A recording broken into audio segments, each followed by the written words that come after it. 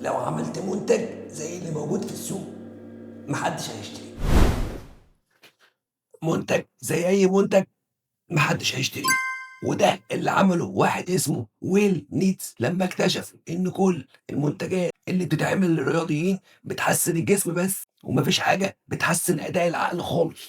من هنا لمعت الفكره في دماغه، ليه ما يبقاش فيه منتج يكون بيغذي العقل ويكون سكره قليل وفي نفس الوقت غني بالعناصر اللي تحسن الادراك وتخلي الشخص نشيط. واول خطوه قام بيها ويل، ركز معايا، ان هو في 2016 ما سابش الوظيفه بتاعته، فضل يدور ازاي يفتح مشروعه وهو في الوظيفه. واول حاجه كانت شاغله دماغه هو ازاي يدور على اسم مناسب للمنتج بتاعه، لحد ما استقر على الاسم اي كيو بار، لان اي كيو بتعكس اداء العقل. وين ما اخترعش الذره، وين حط منتجات زي اوميجا 3 والكولين والكركمين والريسيفراترول، حاجات كده هواء حطها على منتجات زي القهوه والعصاير والشوكولاته والكاكاو. ما اخترعش حاجه جديده يعني.